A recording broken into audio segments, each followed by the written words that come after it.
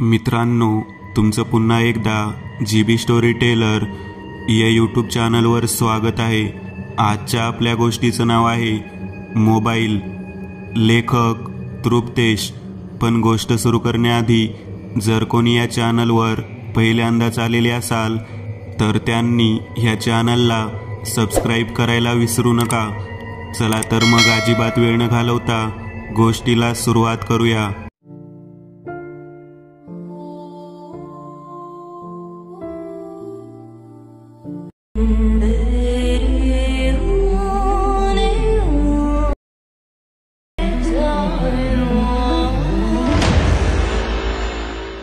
गाणे गुणगुणत आपल्या कारने चेतन त्या जंगलातून जात होता।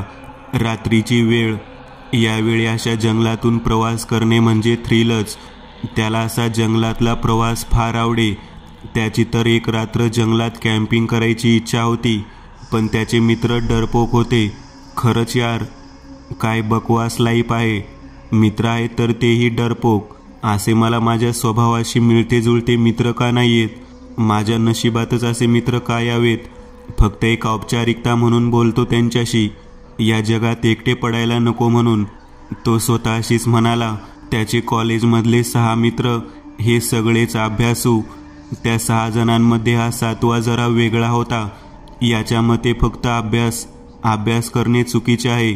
जीवनात थोडीफार गंमत असावी, म्हणजे फिरायला जायला हवे वगैरे। पण साले बाकीचे सगळे 6च्या 6 एकदम ढीम पुस्तकी किडे। अर्थात त्याने दुसऱ्या मुलांमध्ये मिसळण्याचा प्रयत्न केला, पण विचार जुळले नाहीत नीट। याचा स्वभाव मजा करणे वगैरे असा असला तरी व्यसने वगैरे त्याला करायची नव्हती। आणि दुसऱ्या ग्रुपमध्ये शिवीगाळ फार चाले, हेही त्याला आवडत नव्हते। या ना त्या कारणाने त्याला ह्याच ग्रुपमध्ये राहावे लागले। एक मात्र होते, ग्रुपमधला प्रत्येकजण एकमेकाचा रिस्पेक्ट करायचा आणि कोणी कोणाला वाईट बोलायचे नाही। कॉलेज झाल्यावर त्या सर्व पुस्तकी किड्यांना चांगली नोकरी लागली आणि यालाही। आता तो त्या सर्वांशी व्हॉट्सॲप ग्रुपद्वारे संपर्कात होता। चर्चाही व्हायची अधूनमधून। हा वगळता सर्वांची लग्ने झालेली, पण त्या ग्रुपवर हा एक गंमत करत असे। त्याला त्या सर्वांचा डरपोक स्वभाव माहिती होताच, म्हणून तो मुद्दाम ग्रुपवर भयंकर व्हिडिओ सोडत असे। मग सर्वांचे घाबरलेले मेसेजेस येत, त्यांच्या शब्दातून भय जाणवत असे। 1-2दा तर त्याला त्या ग्रुपवरच्या मित्रांचे फोन्स आलेले, अरे झोप लागत नाही रे, असे नको टाकत जाऊ काहीही, असे एकदा एक जण म्हणालेला। तू टाकलेली रस्त्यावर पडलेली जखमी माणसाची व्हिडिओ पाहून मला चक्कर आली, असा दुसरा म्हणालेला। ते काय टाकले होते रे बाबा तू? एक माणूस दुसऱ्याला चाकूने भोसकून मारत असतो, मला तर उलटीच झालेली। तिसरा एक जण म्हणालेला, हा देखील हुशार होता, नेहमीच असे काहीही पाठवत नसे, कधीतरीच व्हिडिओ, नाहीतर एखादा विचलित करणारा भयंकर फोटो ग्रुपवर टाकायचा आणि त्यांच्या मेसेजेसच्या रूपात प्रकट होणारी अस्वस्थता बघून मजा घ्यायचा। आठवूनच त्याला फार हसू आले, फार हसू आले। डरपोक्स आले, तो हसत स्वतःशीच म्हणाला। मग त्याच्या मनात विचार आला, का उगीचच त्या सो कॉल्ड मित्रांची आठवण काढतोय मी? एकाच्याही तोंडावरून माशी उडत नाही, कशाला उगीचच अशांच्या आठवणी काढायच्या?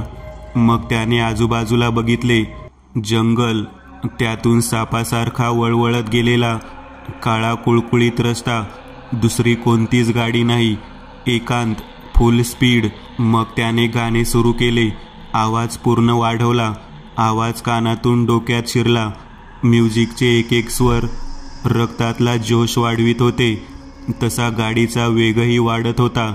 नंतर त्याने गाणेही बंद केले, गाडीचा वेग थोडा स्लो केला, कारण या जंगलातून यावेळी काळ्या कुट्टा अंधारातून एक व्यक्ती रस्त्याच्या कडेने चालत होती।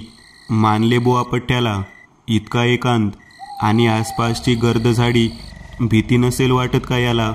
त्याने त्याच्याजवळ गाडी थांबवली। अरे कुठे जातोयस? लिफ्ट हवी आहे का? त्याने विचारले। तो एक तरुण होता, चेतन इतकेच वय असावे याचे, काटकुळा, जरा अशक्त वाटणारा, पण चेहऱ्यावर थकव्याचा नामोनिशाण नाही। चेहऱ्यावर स्मित हास्य, पाठीवर लाल रंगाची बॅग आणि हातात पाण्याची रिकामी बाटली. अर्थात लिफ्ट हवी आहे मला. जंगलात भटकत होतो. लय उशीर झाला मित्रा. सकाळी आलो, भरपूर फिरलो, झाडांवर चढलो, जंगलातली फळे खाल्ली. गाडीत येऊन बस, मग गप्पा मारू. जरा चिडून चेतन म्हणाला. तो तरुण चांगलाच बालघेवडा दिसत होता. त्याने असे म्हणताच त्या तरुणाने घाईघाईत बाटली बॅगेत कोंबली आणि त्याच्या जवळच्या सीटवर बसला आणि गाडीचे फाटक लावून घेतले. गाडी पुन्हा जंगलातून धावू लागली. नाव काय रे तुझे? चेतनने विचारले. मी अमित, तो तरुण म्हणाला. नंतर गाडीत बराच वेळ शांतता होती. चेतनला काहीतरी बोलावे असे वाटत होते. अगदी पहिल्यांदा भेटल्यावरच पोपटासारखा बोलणारा बिचाऱ्या अमितला उद्धटपणे तोच तर गाडीत येऊन बस असे म्हटला होता. पण बोलायला सुरुवात कशी करावी हे काही त्याला सुचेना. शेवटी ती शांतता असह्य होऊन अमितच म्हणाला. तुझे नाव? मी चेतन. ऑफिसच्या कामाच्या निमित्ताने बाहेरगावी गेलो होतो. मुद्दाम हा रस्ता निवडला. मला जंगलातले रस्ते आवडतात. चेतन हसत हसत शक्य तितके नम्रपणे म्हणाला. आता तो तरुणही मनसोक्त हसला. सुरुवातीला जो माणूस त्याला रागीट वाटला होता, आता बोलण्यावरून तो तर स्वभावाने चांगला वाटतोय असा विचार त्याच्या मनात आला आणि तो पुन्हा बडबड करू लागला. सकाळी आलो, मला सुट्ट्या आहेत. मी आहेच धाडशी. सोलो ट्रॅव्हलर आहे मी. एकट्याने प्रवास करतो. वर्षभरापासून की त्यापेक्षा जास्त काय माहिती, पण मी असा एकट्याने प्रवास केलाच नव्हता. का रे? त्याच्याकडे न बघता पुढे रस्त्यावर नजर टिकवून ठेवत चेतनने विचारले. सुट्ट्या नव्हत्या मित्रा, आणि असल्या तरी घरची कामे असायची. घरी मोठ्या भावाचे लग्न झाले. मग नंतर जवळच्या नातेवाईकांमध्येही लग्न होती खूप, आणि असे बरेच काहीच्या काही असल्याने मला काही जमले नाही प्रवास करायला. एकटाच फिरतोस? हो यार, मित्र नाहीत असे की जे सोबत येतील. कोणालाच फिरायची आवड नाहीये. माझेही सेम असेच आहे. मलाही फिरायला आवडते. जंगलात एक रात्रभर मुक्काम करावा असे वाटते. कॅम्पिंग करावी असे वाटते. नाहीतर एखादा झपाटलेला बंगला म्हणून कुप्रसिद्ध असलेल्या बंगल्यात जाऊन मुक्कामी राहावे असे वाटते. पण सोबत कोणी तसे मित्रच नाही. मग अमित हसत म्हणाला. मग माझ्यासारखे एकट्याने फिरायचे. घाबरायचं नसतं रे मित्रा. कोणी खात नाही आपल्याला. मी खूप वेळा एकट्याने जंगलात राहिलेलो. काही होत नाही. टेंटच्या बाहेर सलग अग्नी प्रज्वलित राहील अशी व्यवस्था करायची. कोणी जनावर फिरकत पण नाही. एखादा वेळ भेटला की जा जंगलात एकट्याने. खरंच की मी एकट्याने फिरू शकलो असतो, पण मी असे का केले नाही? मूर्ख डरपोक मित्रांमध्ये राहून मलाही भित्रेपणाचा संसर्ग झाला की काय? चेतनच्या मनात विचार आला. विचार करेन त्यावर. मग सहज म्हणून त्याने पुन्हा एकदा अमितकडे बघितले. हा विचार त्याला पहिल्यांदा पाहिल्यावरही त्याच्या मनात आलेला. याला कुठेतरी पाहिले. आपण भेटलोय का रे आधी? अमितने त्याच्याकडे बघितले. मलाही वाटते आपण याआधी एकमेकांना भेटलोय किंवा बघितले तरी आहे. बोललो नसलो तरी आपली नजरानजर झाली आहे. मानवी मेंदू म्हणजे चमत्कारच आहे नाही का? बऱ्याच गोष्टी मेंदूच्या एका कोपऱ्यात सेव्ह होत असतात. खरंच आहे. अजूनही अमित आठवण्याचा प्रयत्न करत होता. याला नेमके कुठे बघितले? गाडीत शांतता पसरली. दोघांमध्ये जणू स्पर्धा लागली होती. कोणाला प्रथम आठवते की आपण एकमेकांना कुठे बघितले होते. अचानक अमितची नजर दूर रस्त्याच्या कडेला गेली. काहीतरी होते तिथे. सरपटत होते. अरेच्चा, तो तर एक जखमी माणूस आहे. एव्हाना चेतननेही त्याला पाहिले होते. गर्द झाडीचे जंगल, अनोळखी रस्ता, रस्त्याच्या कडेला अज्ञात जखमी माणूस. त्याने ब्रेक दाबले. दोघेही घाबरले होते. याच्यावर कुण्या जंगली जनावराने हल्ला केला का, की कोणीतरी याला मारहाण करून असेच मरायला सोडून गेले आहे? तो माणूस तसाच स्वतःला मोठ्या मुश्किलीने हातांच्या साह्याने रस्त्याच्या मध्यभागी येऊन पडला होता. गाडीच्या प्रकाशात दिसत होते तो फारच गंभीर अवस्थेत होता. कपडे फाटलेले, अंगावरची बरीच त्वचा निघून गेलेली दिसत होती. तो जसजसा सरपटत आला होता तशी ती मागची सारी जमीन रक्ताने माखलेली दिसत होती. त्याची अवस्था पाहून अमितने औंढा गिळण्याचा प्रयत्न केला, पण त्याच्याने तेही होईना. मोठ्या मुश्किलीने त्याने औंढा गिळला तेव्हा जणू त्या माणसाच्या शरीरातून वाहणारे रक्तच घशाच्या खाली गेले असा विचित्र भास त्याला झाला. तो चेतनवर ओरडला, चल चल, गाडी का थांबवलीस? तसा तोही भानात आला. काळजीपूर्वक गाडी त्या जखमी माणसाच्या बाजूने घेऊन त्यांच्या गाडीने पुन्हा वेग पकडला. दोघेही घामाने भिजले होते.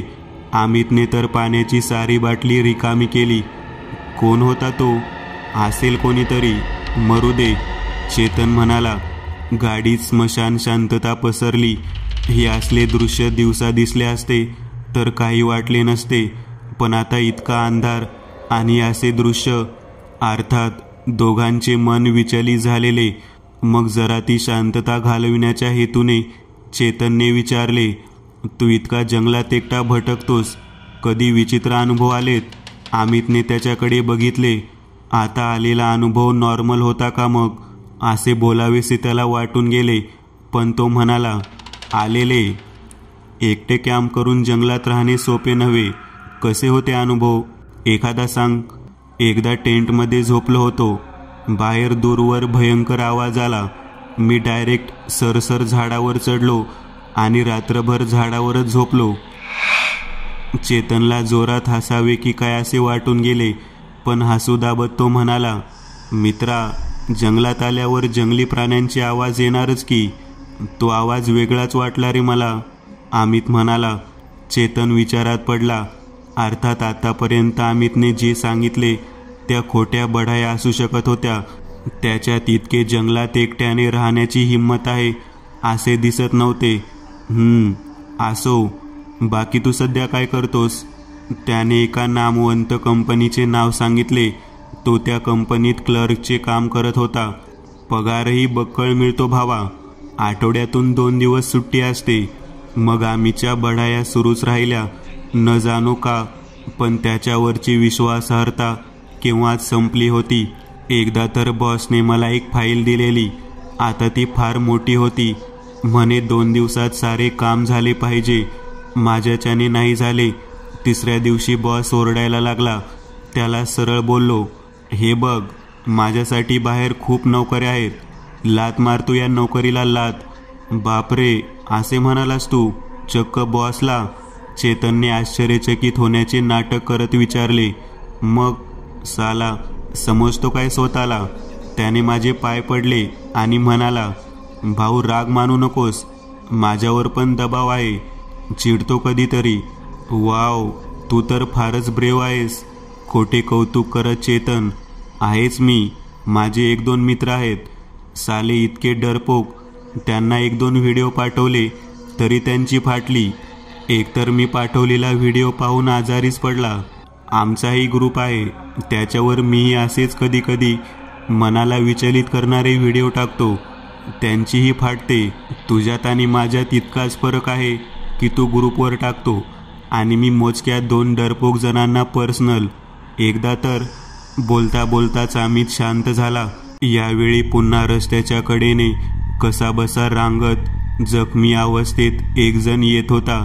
मागे रक्ताचे निशाण पडलेले, जबडा उघडा, त्यातून नळ चालू केल्यावर पाणी पडते तशी सलग रक्ताची धार लागलेली. हे भयानक होते. पण त्याहूनही भयानक गोष्ट म्हणजे यावेळी तो जखमी माणूस स्वतः अमित होता. चेतनने दचकून शेजारी बघितले. अमित थरथर कापत होता. अर्थात तो जखमी अमित टाळून वेगाने चेतनने गाडी पुढे पळवली. चेतनचाही थरकाप उडाला होता. हे सारे अमित गाडीत आल्यापासून घडते. म्हणजे त्याने ब्रेक दाबला. गाडी थांबली. ए भाई, उतर गाडीतून, तुझ्यात काहीतरी गडबड आहे. अमितने शिवी हासडली.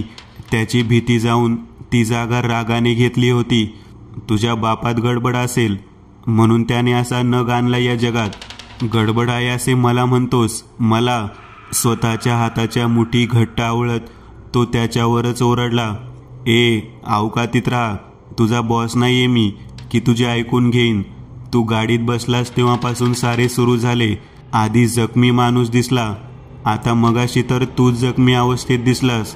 उतर, ही गाडी माझी आहे, तुझी नव्हे. कधी शक्यतो शिवी न देणारा चेतन त्याला शिवी हसडत म्हणाला. आता अमित नरमला. त्यालाही माहिती नव्हते हे काय होते. यावेळी जंगलात भटकणे म्हणजे सोपे नव्हे. तो गयावया करत म्हणाला, भाऊ माफ कर, मी असे बोलायला नको होते. सॉरी बेरी गेले खड्ड्यात, उतर. त्याला धक्का देत चेतन ओरडला. आता तर तो चक्क पाया पडू लागलेला. चेतनला दया आली. गाडी पुन्हा सुरू झाली. जंगलाच्या रस्त्यावरून धावू लागली. भयान काळोखात तो एकमेव प्रकाशाचा गोळा पुढे पुढे जात होता. खरंच सांगतो भावा, आपल्याला जे दिसते त्यात माझा काही हात नाहीये, रुमालाने घाम पुसत अमित म्हणाला. चेतनने त्याला काहीच भाव दिला नाही. तो बोलतच होता, मी जंगलात आजवर कधीच मुकामी राहिलेलो नाहीये भावा. हिम्मत आहे माझ्यात, पण इतकीही नाही. जंगलात भटकतो कधीतरी असाच, पण सायंकाळ होताच परत येतो. आज जरा गेम झाला, जंगलात रस्ता हरवलो. असाच बराच वेळ फिरत होतो. शेवटी रस्ता दिसला. रस्त्यालाही खूप वेळ चाललो. तुझी गाडी दिसली म्हणून बरे, नाहीतर माझे काय झाले असते. बऱ्याचदा माणूस अवघड परिस्थितीत फसला की खरे बोलायला लागतो. चेतन काहीच म्हणाला नाही, पण अर्थात बडाया मारणाऱ्या अमितचा मुखवटा या अवघड परिस्थितीनेच फाडला होता. आता यावेळी पुन्हा रस्त्याच्या कडेने त्यांना त्याच अवस्थेत एक जण दिसला. जवळ गेल्यावर दिसले. यावेळी तो चेतन होता. हातांच्या साह्याने रांगत तो रस्त्याकडे येत होता. अचानक तो उठून उभा राहिला. त्याचे पोट फाटलेले होते. नसा आतड्या लोंबत होत्या. जखमांमधून काळसर रक्ताची धार लागलेली होती. अमितने शेजारी बघितले. चेतन कुठेच नव्हता. तो बेंबीच्या देठापासून ओरडला. कसेबसे फाटक उघडून मागे असलेल्या रस्त्यावर धावू लागला. त्याने बघितले, जखमी अवस्थेतला चेतन दोन्ही हात त्याच्याकडे करत ओरडत होता, मोबाईल, तुझा मोबाईल दे, मोबाईल. असेल नसेल तितकी ताकद गोळा करून तो धावत होता. धावता धावताच तो सारखा मागे बघत होता. अंधुक प्रकाशात दिसत होते रक्ताने माखलेला चेतन, पोटाच्या फाटलेल्या कातडीतून लोंबकळणारे मांस. त्या वजनामुळे तो पाठीत वाकलेला, डोळे सताड उघडे आणि घोगरा आवाज, मोबाईल, मोबाईल दे तुझा. धावता धावताच त्याच्या मनात विचार आला, मगाशी चेतनला मी बाहेर दिसलो, मग आता मला तो बाहेर दिसला. हा माझाही भास असू शकतो की, शिवाय त्यावेळी तो अदृश्य झालेला नसेलच, तो तिथेच असेल. त्याने पुन्हा मागे बघितले. थांब थांब. यावेळी त्याला नॉर्मल चेतन दिसला. हा भूत चेतन नव्हता. हातात स्वतःचा स्मार्टफोनच्या प्रकाशाच्या साह्याने तो त्याच्याकडे येत होता. धापा टाकत अमित थांबला. त्याच्याजवळ येऊन चेतन म्हणाला, अरे हरामी, असा का ओरडून गाडीतून उतरून आलास इकडे? डोक्यात फरक आहे का की मरायचे आहे? हो, मीही मला जखमी अवस्थेत पाहिले, पण तू गाडीतून उतरून पळून गेलास तेव्हा अचानक तो माझ्यासारखा दिसणारा गायब झाला. यायचे आहे सोबत की जंगलात भटकायची इच्छा सरली नाही अजून? मग कसा बसा अमित म्हणाला, धन्यवाद, धन्यवाद मित्रा. तुझ्याशी मी इतका वाईट वागलो, पण तू माणुसकी विसरला नाहीस, माझ्यासाठी आलास. चल भावा, काहीतरी गडबड आहे या रस्त्यावर. दोघे घाईघाईत गाडीकडे आले. गाडीत बसले. धूळ उडवत वेगाने गाडी निघाली. थोडा वेळ कोणीही बोलले नाही. ओरडला का होतास तू? चेतन म्हणाला, मला तू पुढे जखमी अवस्थेत दिसलास, मग मी शेजारी पाहिले तर तू गायब, म्हणून मी ओरडून पळालो. इकडे येण्याच्या अगोदर तू जंगलाची माहिती मिळवली होतीस. इथे काही भुताटकीचे प्रकार? छे छे, मी सगळी माहिती वाचलेली. भयंकर व्हिडिओज बघतो मी, पण प्रत्यक्ष अशा जंगलात भटकायची हिंमत नाही माझ्यात, म्हणून मी खात्री केली होती. मग हे असे काय होते? चेतन विचारात पडला होता. नंतर मला दिसले की भूत बनलेला तू माझ्या मागे येतोयस आणि मोबाईल मागतोयस. हां काय? चेतन जरा तुच्छतेने हसला. मगाशी त्याने मारलेल्या थापांमुळे त्याला हे खोटेच वाटत होते. आई शपथ, मी बऱ्याच गोष्टी तुला खोट्या सांगितल्या. मान्य, मी कंपनीचे नाव खोटे सांगितले. मी ज्या खऱ्या साधारण कंपनीत काम करतो तिथे मला कमी पगारावर काम करावे लागते. बॉस पुढे भिजलेल्या मांजरासारखा बसून असतो मी. सगळे जे खोटे बोललो होतो ते आता मान्य करतोय मी. पण हे जे बोललो ते खरे होते. त्या बढायांविषयी तर मला केव्हाच कळलेले. पण भूताने मोबाईल मागितला. नक्कीच भूत असणारा व्यक्ती वारला असणार. तेव्हा तो तंत्रज्ञानाचा चाहता असणार. त्याला हे बघायचे की माणसाने मोबाईल्समध्ये किती प्रगती केली येते. अजूनही चेतन हसतच होता. मित्रा, हे हलक्यात घेऊ नकोस. फारच भयंकर प्रकारात फसलोय आपण. ते तर आहे. देऊन टाकायचा होतास मोबाईल. असाही तू भरपूर श्रीमंत आहेस. आधी मारलेल्या बढाया आता त्याला महागात पडत होत्या. चेतनची खिल्ली त्याच्या हृदयाला काट्यासारखी बोचत होती. पण तो तोंड दाबून बुक्यांचा मार सहन करणे म्हणतात तसं सारे सहन करत होता. काय देऊ मोबाईल? तावातावाने खिशातून मोबाईल काढून दाखवत तो म्हणाला, बघ किती जुनं मॉडेल वापरतो मी अजूनही. सारे खिल्ली उडवतात माझी. नवा मोबाईल घेण्याची इच्छा नाहीये माझी, किंवा ऐपत नाहीये माझी. चिल ब्रो, चेष्टा केली मी. राग मानू नकोस. अचानक गाडी थांबली. क्षणभर चेतनला चक्कर आल्यासारखे वाटले. मग तो भानावर आला. तो गाडीत नव्हता. आसपास उंचच उंच झाडी होती. जमिनीवर हिरवेगार गवत होते आणि समोर सर्वात सुरुवातीला दिसलेला तो माणूस उभा होता. त्याने जबडा वासलेला होता. तोंडातून काळी लाळ गळत होती. त्याच्या हातात अमितचा मोबाईल होता. केव्हा घेतला त्याने हा? आतापर्यंत घडले ते, गाडी, चेतन, काय होते ते? या माणसाने निर्माण केलेला भास त्याला काहीही समजत नव्हते. मग तो विचित्र माणूस बोटानेच मोबाईलवर काहीतरी करू लागला आणि अचानक त्याने मोबाईल अमितकडे केला. त्यातून फ्लॅश चकाकला. त्याला जणू वीज चमकल्यासारखे वाटले. तो माणूस गायब झाला होता. मोबाईल जमिनीवर पडलेला. आतापर्यंत भीतीने अमित पुतळ्यासारखा उभा होता. होता कोण तो? मोबाईलचे लॉक कसे उघडले त्याने? असे प्रश्न त्याच्या मनात येत होते. पण शरीरात भयंकर वेदना होऊ लागलेल्या. शरीराच्या प्रत्येक अवयवाला अत्यंत वेदना होत होत्या. जणू शरीरातून काहीतरी बाहेर येते की काय असे वाटू लागलेले. अचानक उजव्या हाताचा पंजा फाटकन फुटला. मग डाव्या हाताचा. तो भयंकर वेदनेने विवळत होता. हाताचा पंजा फुटल्याने तिथून नसा लोंबकाळताना दिसत होत्या. आपली अशी अवस्था होईल याचा त्याने स्वप्नातही विचार केला नव्हता. मग डोक्यात वेदना होऊ लागल्या. एक एक करत दोन्ही डोळे फुटले आणि मग डोके. सगळे जमिनीवर पडलेले रक्त गायब झाले. पाहता पाहता त्याचा मृतदेहही जणू जमिनीने खाऊन टाकला. तेव्हा ओरडून अमित पळाला. तेव्हाच त्याच्या मागे न धावता वेगाने चेतन पुढे निघून गेला होता. असेही काही करून त्याला तो नकोच होता गाडीत. अर्थात आता त्याच्यासोबत काय घडत असावे किंवा घडले असावे याचा विचारही त्याच्या डोक्यात नव्हता. काहीही करून स्वतःचा जीव वाचवायचा होता. तो वेगाने गाडी पळवत होता. बास, जंगल संपले की तो सुरक्षित असणार होता. जे घडत होते ते फारच विचित्र होते. आता बराच दूर आला होता तो, पण ही जंगलाची भिंत काही संपायचे नाव घेत नव्हती. त्याला समोर दिसले तोच माणूस उभा होता. सताड उघडे डोळे आणि जखमी हाताने त्याला गाडी थांबविण्यास सांगत होता. पोटातून बाहेर पडलेल्या मांसामुळे तो पुढे झुकलेला होता. एका हाताने पोटातून बाहेर पडलेले नसांचे जाळे त्याने पकडून ठेवले होते. भयंकर भयंकर प्रकार आहे हा. तो आता काहीतरी ओरडत रस्त्यावर आला आणि वेगाने त्याच्या गाडीकडे येऊ लागला. दात ओठ खात आणखी वेग वाढवून त्या सैतानी माणसावरच त्याने गाडी घातली. धाड आवाज झाला आणि त्याच क्षणी गाडी बंद पडली. गाडीतले सगळे लाईट्स बंद झाले. अंधार पसरला, अंधार. तो माणूस काचेवर जोरजोरात हात मारत काहीतरी ओरडत होता. फारच जोराने हात मारत होता तो. केव्हाही काच फुटू शकत होती. घाई करून दुसरे फाटक उघडून तो बाहेर धावू लागला. मागे वळून पाहिले.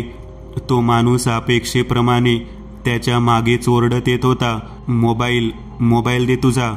चेतन थांबला. खिशातून मोबाईल काढून त्याने पटकन त्याच्याकडे भिरकावला. त्या सैतानी माणसाने तो आधाशासारखा झेलून घेतला. गुडघ्यावर बसत हात जोडून चेतन ओरडला, कोण आहेस तू? तुला काय हवे आहे? हा मोबाईल घे. पैसे माझ्याकडे आहेत तितके घेऊन टाक. मला जाऊ दे. मी काय वाईट केले आहे तुझे? पण त्या माणसाचे त्याच्याकडे लक्षच नव्हते. त्याने केव्हाच स्क्रीन लॉक उघडलेले, कॅमेरा लावून त्याचा फोटो घेतलेला. तो प्रकाश जणू वीज चमकली असा आणि जमिनीवर मोबाईल टाकून तो गायब. मग त्याला जाणवलेल्या भयंकर वेदना. आधी गुडघ्यापासून खालचे पाय फुटले. आदाशी मातीने ते रक्त मांस शोषून घेतले. तो जमिनीवर पडला. एक एक करत दोन्ही हात फुटले, दोन्ही डोळे आणि डोके. थोड्याच वेळात तिथे त्याच्या शरीराचा कणही शिल्लक नव्हता. थोड्या वेळाने चेतन भानावर आला. त्याला जाणवले त्याचा कमरेखालचा भागच नाहीये. एका विचित्र जागी तो अडकलाय. पुढे काच आहे. काचेवर हात आपटून उपयोग होत नव्हता. जणू एका मोठ्या फोटो फ्रेममध्ये अडकून पडलाय तो. की तोच लहान झालाय आणि मोबाईलच्या स्क्रीनमध्ये फसलाय. होय, सर्वात शेवटी त्या माणसाने त्याचा फोटो काढला होता. म्हणजे त्याची आत्मा कायमची मोबाईलमध्ये अडकून राहणार. काय आम्हीचीही अशीच अवस्था झाली असणार? चेतनला शेवटपर्यंत आठवले नाही की अमितला कुठे पाहिले आणि अमितलाही आठवले नाही की चेतनला कुठे पाहिले. एक अपघात झालेला.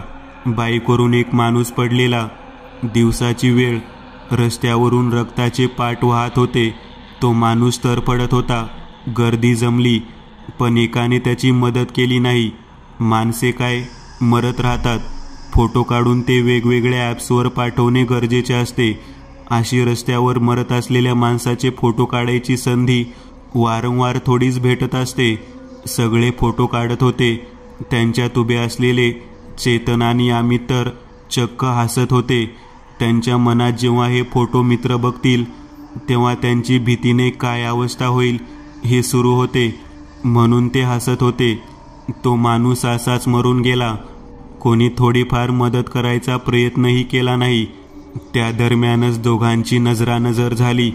त्यानंतर मग तो माणूस असाच भटकत असतो योग्य संधीच्या शोधात. आज त्याला एकदम युनिक संधी मिळाली. त्याचे मरताना फोटो काढणारे दोघे एकत्र सापडले. मग काय, त्याने आपले काम केले.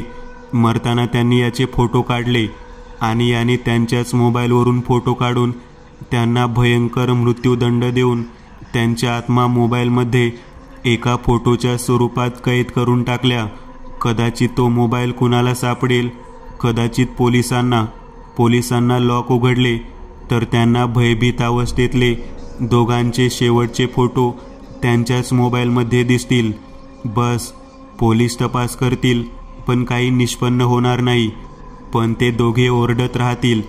त्या फोटोमधून पोलिसांना बघत असतील पण कुणाला आवाज जाणार नाही किंवा फोन तुटेल. कारण चेतनचा फोन तर रस्त्यावरच पडलेला. एखाद्या गाडीचे चाक त्यावरून जाईल. मोबाईलचा भोगा. अगदी काही होईल पण त्यांना मुक्ती मिळणार नाही. ते असेच एका अज्ञात जागी या काळोखात अर्धवट शरीराच्या रूपात फसून राहतील कायमचे. आणि त्या माणसाचे काम अजूनही संपलेले नाहीये. कारण त्या दिवशी फोटो काढण्यात व्यस्त असलेले अनेक होते. त्यापैकी काहींना त्याने या दोघांच्या आधी असे संपवले आणि आता तो इतरांच्या शोधात निघालाय. मित्रांनो, आज पुरतं एवढंच. तुम्हाला जर काही गोष्ट आवडली असेल तर नक्की लाईक करा. तुमच्यापैकी बरेचसे जण व्हिडिओ लाईक न करताच पळून जातात.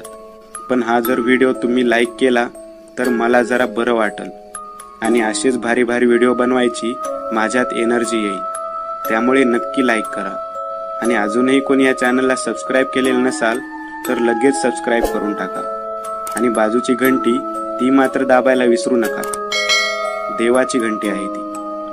चला तर मग पुन्हा भेटूया अशीच एक आगळी वेगळी गोष्ट घेऊन पुढच्या